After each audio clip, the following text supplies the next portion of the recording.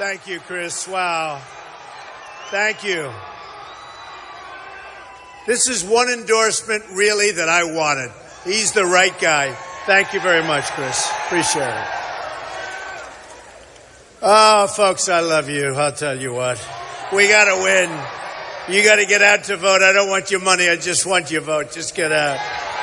You know, we've been going around a long time now. It started June 16th, and it's been incredible. It's been a really incredible experience. And you look at the cover of Time magazine from a couple of weeks ago. You look at just today, I was seeing coming up, people are saying this is a movement like they've never seen before in this country. I mean, it's incredible. Ever, ever, ever. Ever is a long time. And crowds like this, we have them. The people of this country are truly amazing. They're great. And we will, in fact, make America better, I think better than ever before. That's what we're going to do. So I've been watching and reading and studying and seeing things, and it's a nasty business, this world of politics. I'll tell you what, the lies, the deception, I used to think real estate in Manhattan was bad. That's peanuts compared to this stuff. You deal with liars. You deal with major sleaze. Do we know what sleaze is? And, you know, little Marco Rubio, this guy that he's going around, he's going crazy. He's number 2 or 3 in Florida. He's a senator. He's 22 points behind. If he ran in Florida today for an office, he couldn't run for dog catcher. He wouldn't be elected. He wouldn't be elected. He's unelectable. And we're going to beat him badly in Florida. That's going to be in a couple of weeks. And, you know, he goes around and he misconstrues. His new thing is he's got to be tough now. You know, tough guy, right? This is not a tough person, believe me. I can tell you this. Speaking about not tough, that man right there, Chris Christie, I saw it happen right in front of my eyes. I was standing in the middle, which I've been from the beginning. That's the one who's in number 1 position. And little Marco was right over here. And Chris went after him. And I said, uh-oh, because I never saw a human being sweat like this guy. And I said, there's something wrong. What's going on? And he was pouring. It was like he just got out of a swimming pool with his suit on. And Chris went after him, and he made the Obama statement, and he made it once, and then he made it twice. I said, that's strange. And then it went a 3rd time, a 4th time, and a 5th time. And I was ready to grab him because I thought he was going down. I was ready. I was standing here like this. I thought he was going to pass out. And it was a bad performance. And he's a choke artist. And let me just tell you about choke artists. You know it because you have a lot of athletes here. You have a lot of sports fans. Once a choker, always a choker. Is that true? Once a choker, always a choker. And we can't have chokers. We have too many problems in our country.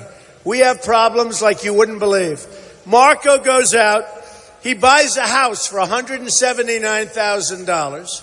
He sells it for $380,000 to a lobbyist. Terrible. He takes money.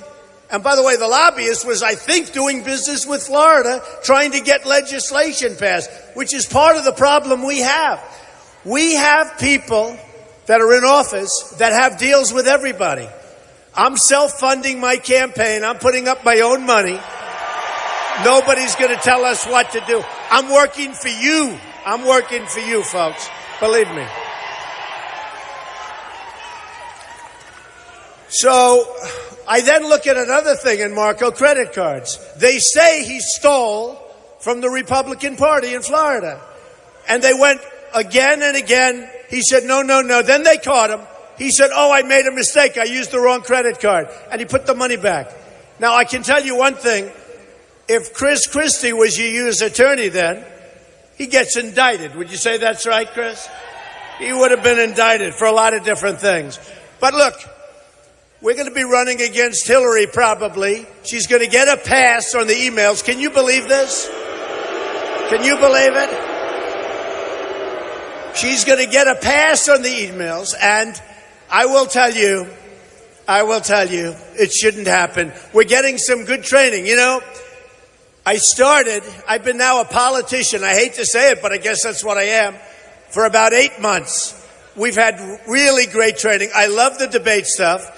By the way, every single debate, the online polls, Drudge, a fantastic guy, Drudge does a poll, Time Magazine does a poll, Slate, many of these people do polls. We've won every single poll for every single debate. Can you believe this? Great. And the last debate, I got double teamed by these two characters. I'm sitting in the middle, and I saw them shaking hands before the debate. And I knew there was something going on. And then they have a picture of, I'm standing there, and they're shaking hands behind me, getting ready to go. So we got double teamed by two crooked senators. You have one who's a liar, and then you have the other one who may be a worse liar. That's Rubio. I will say this. Cruz is smarter than Rubio. I will let you know in a few months who's the better liar, okay? I haven't determined. But they do lie, but they're politicians. All talk, no action.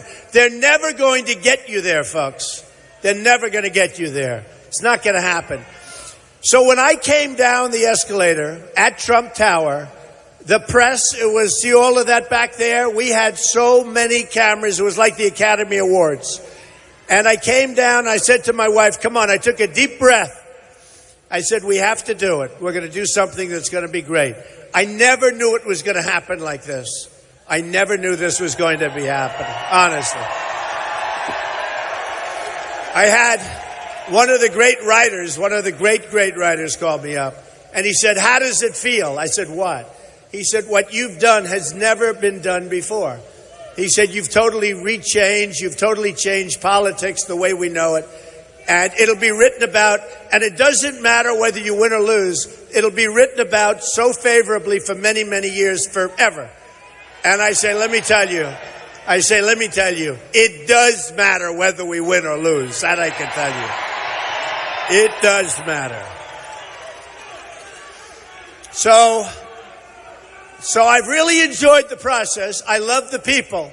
And, you know, I've said, make America great again. All these hats, make America great again. But the truth is, over the last 2 or 3 weeks, I've been saying very strongly, better than ever before. We can be better than ever before.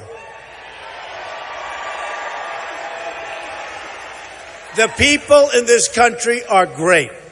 We're going to have Apple start to make their iPhones and their computers and everything else they make in this country, not in China.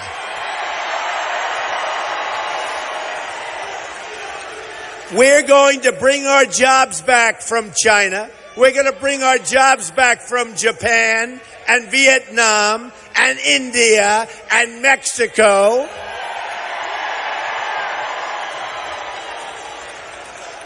And we're going to have a strong southern border. We're going to have a real border.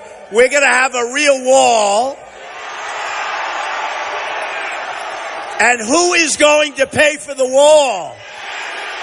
Who? You better believe it. 100%.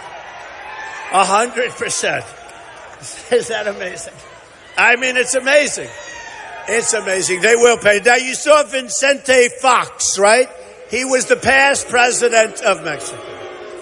Now, can you imagine if Trump used that word? They don't even say anything about it. Joe Biden got up today and he apologized. This guy, the anger of Fox, the anger. Did you see the anger?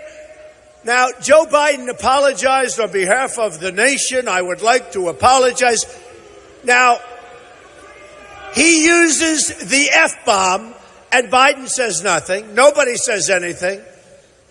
It's really disgusting. And you know why he was angry? He was angry not at the wall, just at the fact that we would even be talking to them because they get their way at everything. So does every other country. And he's saying essentially, how dare you tell Mexico what to do? We always tell you what to do. It's not going to happen that way anymore, folks. Not going to happen that way. The anger. And the reporters, one of them standing right back there, they called up and they said, Mr. Fox said he's not going to build the wall. And there's no way he's going to build the wall. And he used a horrible word when he said he's not going to build the wall. So they said to me, do you have a comment about that? And I said, yes. What is it? The wall just got 10 feet taller. True. True. And if he uses the F-bomb again, we're going to go 20 feet taller. Believe me. Believe me. So when I came down, and I came down that escalator with Melania, and we just looked and we said, it's going to be great. But I came down and I mentioned illegal immigration. And it was craziness. You remember, right? It was crazy. The world went crazy. Everything went crazy. I said, we either have a country or we don't. We either have borders or we don't. And then it turned out that I was right. And everybody started pivoting back. And even a couple of these people that I'm running against, the other day, I heard Ted Cruz say, we are going to have a wall. This is the first time I've ever heard this. And Rubio, little Rubio, he says, we are going to have a wall. They don't have a clue, folks. And you know what? As soon as the lobbyists from Mexico get a hold of them, there's not going to be a wall. Just words. All talk, no action, politicians. Believe me. All talk, no action. And in the case of Rubio, very, very weak on illegal immigration. In the case of Cruz, in all fairness, pretty weak. Not as weak, but pretty weak. And he was in favor of amnesty, and there's nothing you can do about it. We're not going to do amnesty. We're going to have our country back. We're going to take our country back. And people are going to come into our country, but they're going to come into our country legally. Legally. So we're going to have a strong border. And we're going to stop drugs from coming in because the drugs are pouring through that border. It's like water. They're pouring through the border. And you know, I won New Hampshire. And by the way, we just had some big victories. Nevada, right? South Carolina, right? And they were big. We won every single category in every one of the 3 states. And I'll tell you what, we won with men. We won with women. We won with geniuses. We won with less than geniuses. We won with we have won. We won with the evangelicals. I love the evangelicals. I love the evangelicals. We won with the vets and we won with the military. True. But we did. We won with the highly educated and the less than highly educated. We just won every single category. And we won by landslides. You know, the Wall Street Journal did a poll. It was a phony poll, but it sort of shook us up because it was 2 days before the election. And they came out with a poll. And in the poll, they interviewed people that are, not really representative of who's going to vote. So it was like we were only up by a very little bit.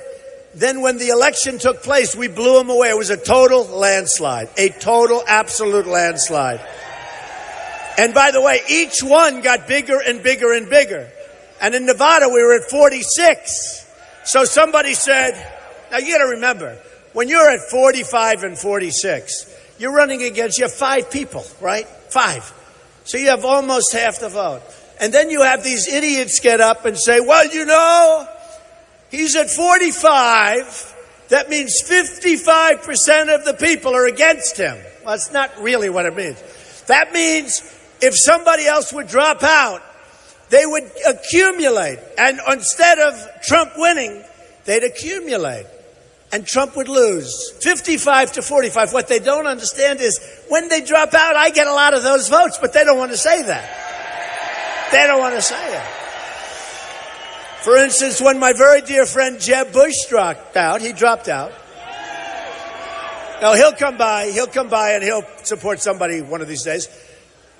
I used to say, what Marco Rubio did to him was very disloyal because he was under Jeb and Jeb gave him some chances, etc. And they said Rubio would never run. Nobody thought he was going to run because it would be very disloyal. He ran. And Jeb would say, he is my dear, dear friend. He is my very good friend. And Marco would say, Jeb is my very good friend. They hate each other, folks. They hate each other. And yet you'll probably see Jeb support him at some point, because we know one thing. He's not supporting Trump. Do we agree? He's not supporting. Oh, boy. They did a cover story in the Wall Street Journal about that. They said, and it was very interesting, they said, Jeb Bush had everything planned. He was automatic. It was going to happen. Everything was perfect. He had the money. He had the pedigree. He had every single thing. There were just 3 words that he never thought about. Donald John Trump. It's all right. That's okay. That's all right. I think he's a very nice person. We wish him well, right? Let's go. Good luck, Jeb. We love you, Jeb. We love you. So, we're getting close. We have a very big lead. Super Tuesday is coming up. A lot of states. We're going to win. Are we going to win? Are we going to win? Got to win Tennessee. Got to win Tennessee. I'll tell you, we got to win Tennessee. If we don't win Tennessee, I'll still love you. I don't know, you know. We will. Hey, let me tell you something. The second place person doesn't come here with crowds like this, in all fairness. You don't have crowds like Chris was telling me, the second, when you look, we looked out the plane, we said, wow, look at this. And we just had a similar thing in Arkansas. It was incredible. Big hangar. We had a very similar thing. But you look out and you see this crowd. This is a massive crowd, all standing up. No seats. Sorry about that, folks. Too many people. But the second place person doesn't have crowds like this. So hopefully we're going to win Tennessee. We're going to win everything. I think we're even really have a great chance to win Texas.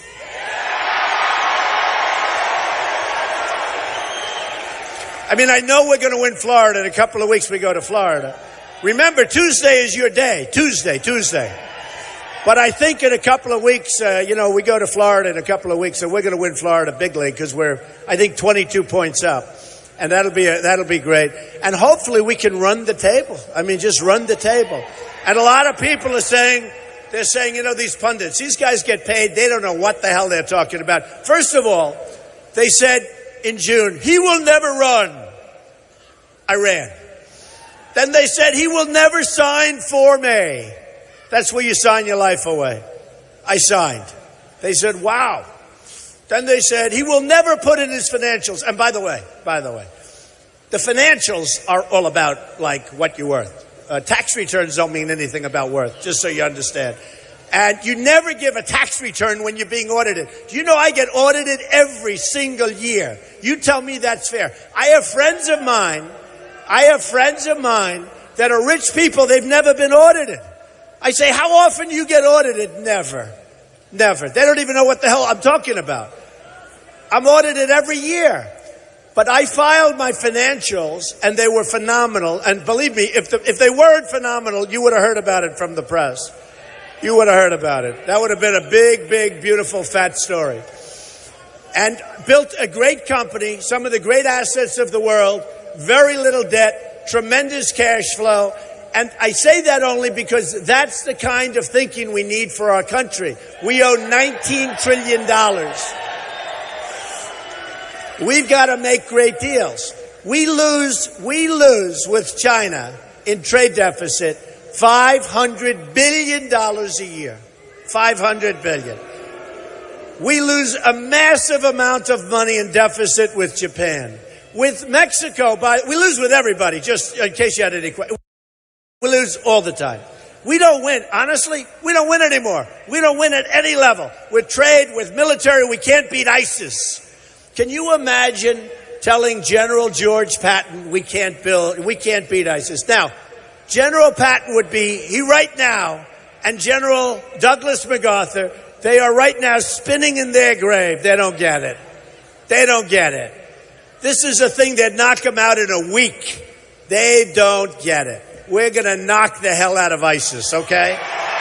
We're going to knock the hell out of them. So, when I started, it was very much about the border because I knew what was going on. I have friends.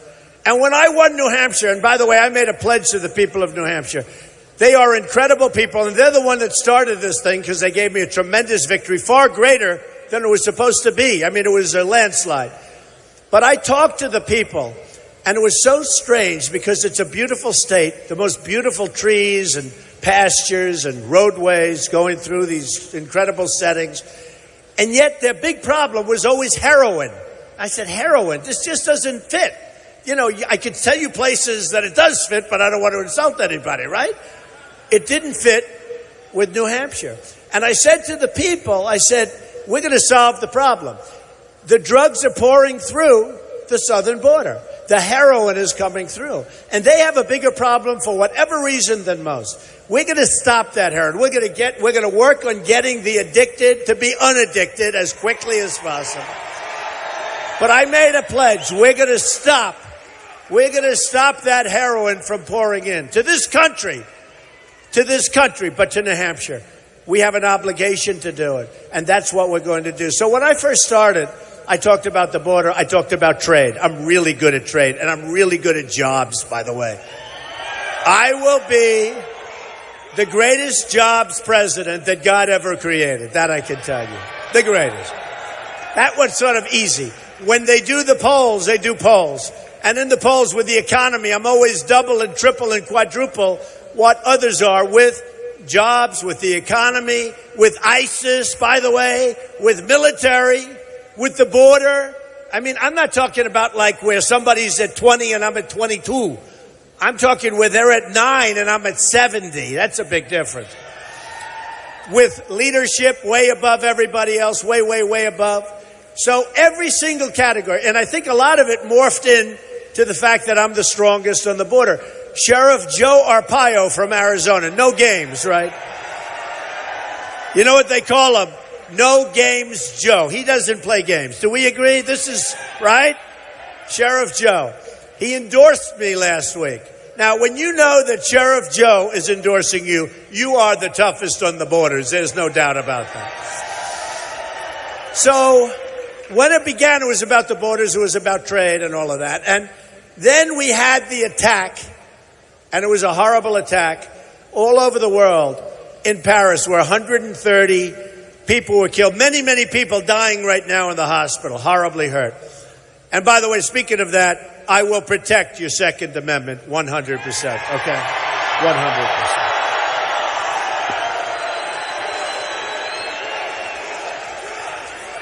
100%. And then we had the attack in California. The two radicalized people, they get married, they go in and they shoot their co-workers and supposedly their friends. Something going wrong here, folks. There's some anger out there. We got to solve the problem. But I guarantee you one thing. These Syrians are not coming into our country until we find out what the hell is going on. Not coming in. And the ones that are here, I'm sorry, and I've been saying it for 3 months, they got to go. They got to go. They got to go. You know, you have that migration, and we all have a heart. And we're going to build safe zones in Syria. We're not paying for it, by the way. Don't worry about it. We'll get the Gulf states. The Gulf states are making and have made so much money. They have so much money. They're not taking any of the migration, any of the migrants. They're not taking any. They're not spending any money. And I have many friends in the Gulf states, but they're going to have to shell out. They will spend. We will supervise, get it done, but we will get the money from the Gulf states. Do you know that Saudi Arabia, before the oil came down, now they're making half, was making $1 billion. Think of this. $1 billion a day. And we protect them. We get practically nothing. Why? South Korea makes a fortune. I order thousands a year, thousands of television sets. They're all made in Samsung, LG, they're all made in South Korea. I order thousands of sets. South Korea, we have 28,000 soldiers on the line. You have the maniac in North Korea. You have the maniac. All right, get him out of here. Get him out.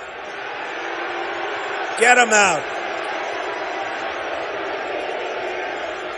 Get him out.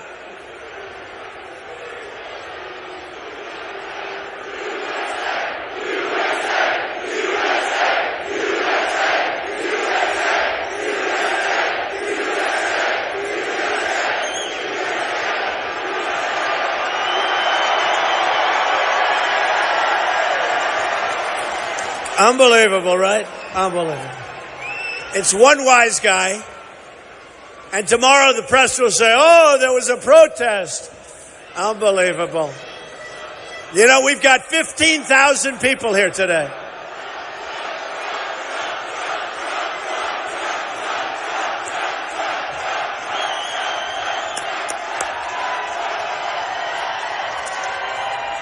Unbelievable. So we have 15,000 people. We have one wise guy, and that'll be the headline, protest. But I love the protesters because the only way the dishonest media, the most dishonest people in the world, I think maybe more dishonest than the politicians, hard to believe. The only way they turn their cameras if there's trouble, if there's a protester. Do you notice all those cameras were turned? So I'm very happy. In fact, sometime I'm going to just bring in my own protesters. The only way I get them to turn. So anyways, it's really unbelievable. All right, yeah, get them out. That's fine. That's fine. Don't hurt them. Don't hurt them. Don't hurt them.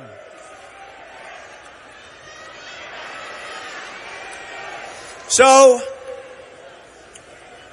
when it began there, and then all of a sudden, everybody liked me from the standpoint of the military, because I get it, I understand it, and believe me, we're going to be strong, because our military is being decimated. It's being decimated. Now, we are going to be so strong at the military level, we're going to build it bigger, better, stronger than ever, and nobody is going to mess with us. Nobody. Nobody.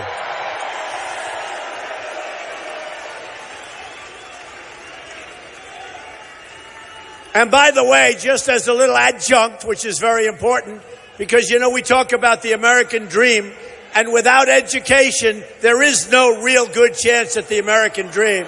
We're getting rid of Common Core. It's gone. Getting rid of Common Core. We're getting rid of Obamacare, by the way. Getting rid of it. We're getting rid of it. It's gone. It's gone. It's a disaster. It's a disgrace. It's a disaster. That's going. It'll be replaced with lots of options that are going to be excellent and a lot less expensive and better. It's called better and less expensive. So we're getting rid of Obamacare.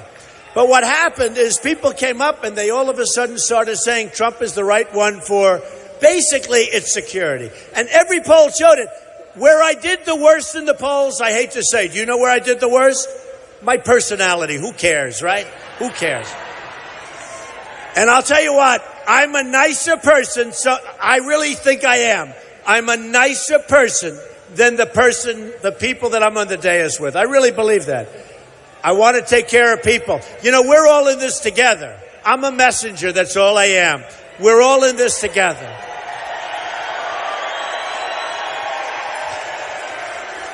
There is a great anger out there. And people say, oh, Trump has captured the anger of the world, and the anger, it's actually a world anger. It's not even, it's this country, because this country has made so many bad decisions, it overflows outside of this country. But there is a real anger. And they always write about the anger. I don't think about it. I don't think like I captured anything. I just say what I say. And I say what I say because it's common sense. It's common sense. And at the debate, they asked me, because a certain politician made a speech and she talked about Nikki Haley. She talked about Trump. Essentially, she was saying Trump is angry. And I'm not an angry person, believe me. I'm not. And you're not angry people. But during the debate, the one before last, they said, Nikki Haley said, you're essentially an angry person.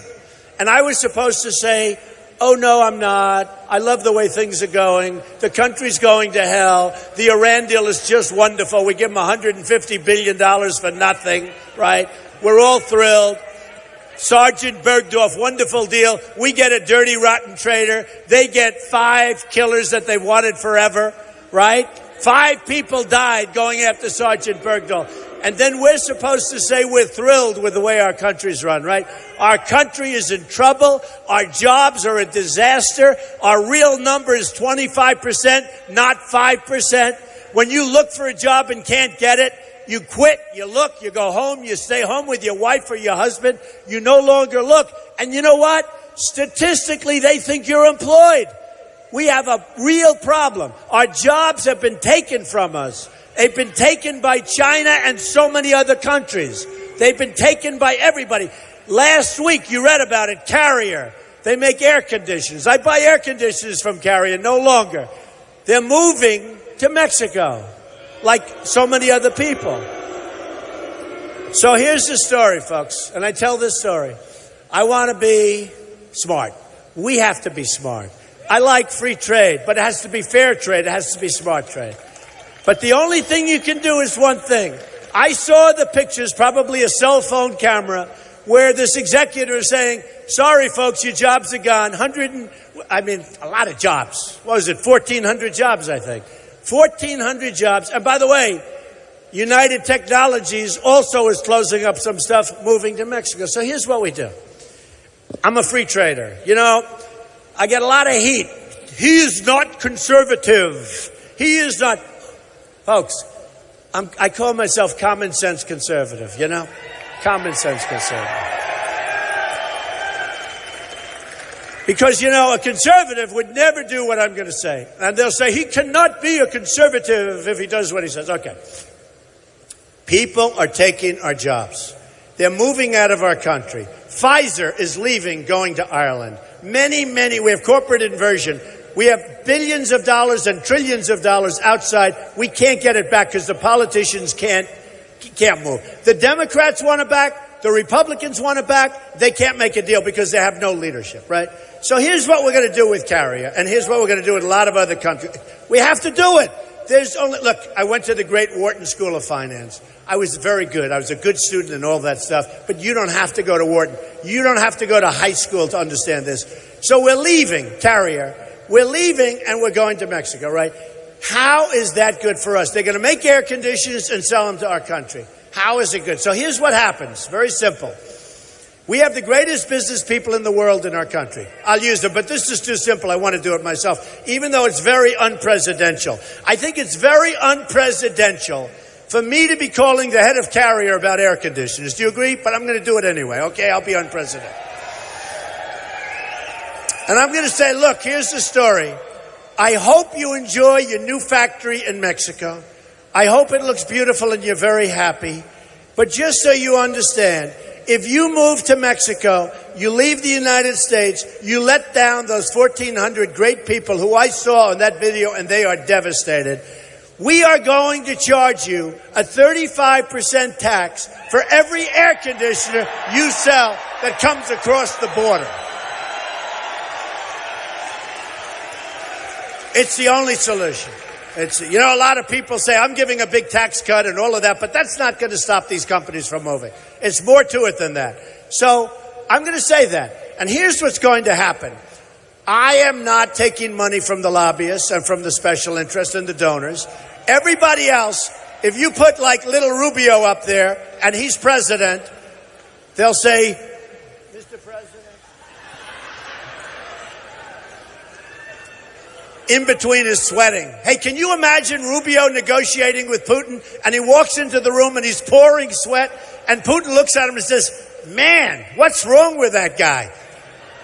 So I will say this, look, within 24 hours, Carrier will call me and they'll say, Mr. President, we're moving back to the United States. That's what's going to happen. Very simple. Now, the so-called brilliant conservatives, as they say, don't like that because they don't like to charge tax. And I don't either. Ideally, I don't either. But it's not fair anymore, folks. We can't continue to be the stupid people. We cannot continue to be the stupid people. I have a friend who's a great, great manufacturer. He deals with China. He said it's a virtual impossibility. Number one, they sell everything over here. No tax. They just pour it in, make a fortune. We have rebuilt China. The bridges, the tunnels, the airports. You've never seen anything like it. We have rebuilt China, and yet our country is falling apart. Our infrastructure is falling apart. Our schools, we don't have money for schools, for roadways, for airports. Our airports are like third world. You come in, you leave some of these airports in Europe, you leave some of these airports like Qatar and Dubai, and you see these airports are the most incredible things you've ever seen. I'm there a lot. And then we come in and we land at LaGuardia where there are potholes all over the place. We're like a third world country. We can't be the stupid people anymore. We can't be led by the stupid people anymore, folks. We can't. We can't.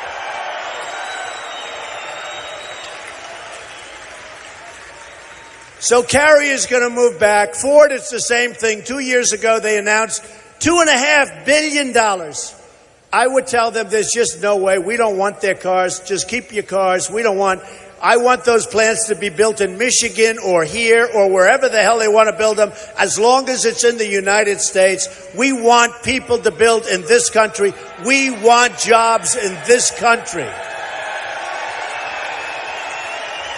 I don't know if you saw the last jobs report, but one thing that took place that's an amazing phenomena, and it has to do with Obamacare, is tremendous numbers of part-time jobs, because they don't want to be in the Obamacare reign. They don't want to be within the grasp of Obamacare. So these companies, people that have worked for the same company for years, all of a sudden are being made part-time.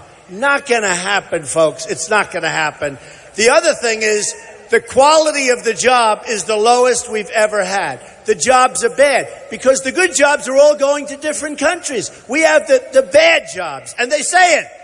They say it. They're bad jobs. They're low-level jobs, no good. Our country is in trouble. We're going to fix our country. We're going to fix it like you've never seen, and it's going to go fast. So here's what we have to do. Look. Here's what we have to do. On Tuesday, you have a big day. You have to get up, and I joke, and I do joke, and I'll say it. I don't care how you're feeling. I don't care if your doctor says you're not going to make it till 7 o'clock. I won't say your wife is leaving you, but perhaps she might. She's fallen in love with another man. I don't give a damn. You get up, you go to the polls, and you vote.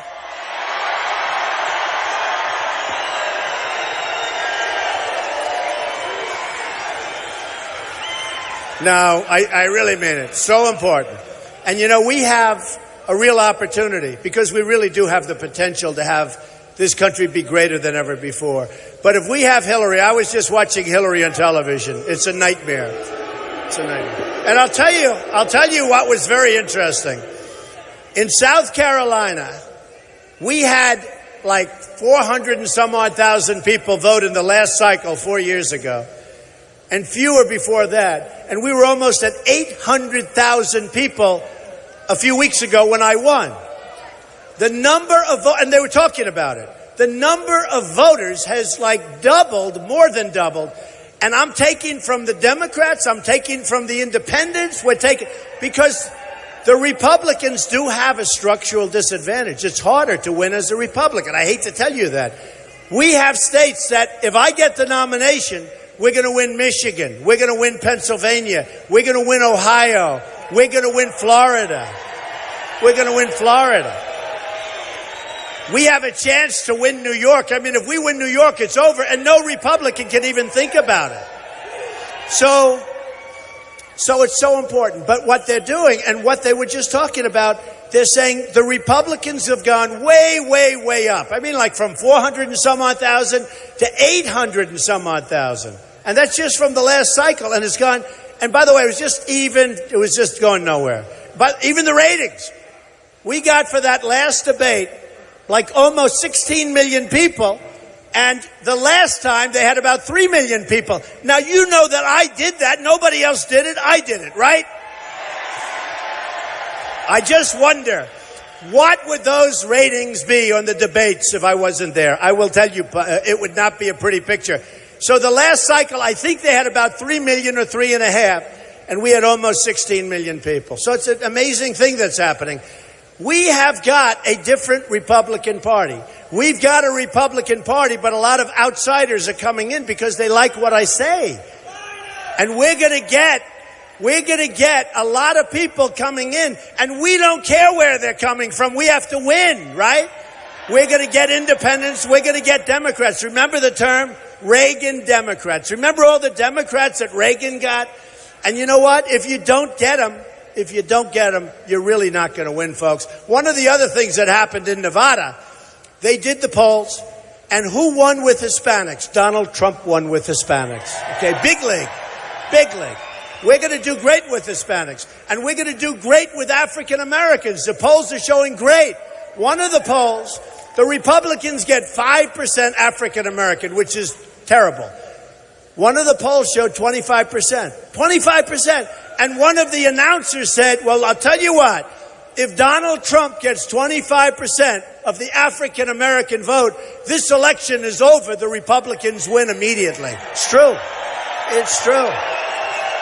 It's true. So, look, we are involved together with something that's very special. Again, they say never happened before. I mean, I watched just a little while ago. They say what's happening now has never, ever happened before in the history of our nation. I can't even believe that. I don't even understand why that is necessarily. But they're talking about we've changed the whole playing field of politics. And it'll never be the same. And I love that. And I love that. So here's the story.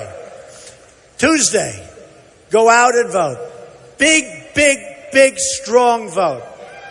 I promise you that you're going to look back on this night and you're going to say, this was a very important night. Everybody in this huge hangar, this was a very important evening in your life because things started to happen. We're going to start winning again. We're going to win so much. We are going to win in the military. We're going to win with healthcare. We're going to win at the borders. We're going to win with education. We're going to win with everything. We're going to win with everything. And we are going to make America great again. I love you. I love you. I love you. Thank you very much. Thank you, everybody. Thank you. You didn't frankly have the balls to put country before party.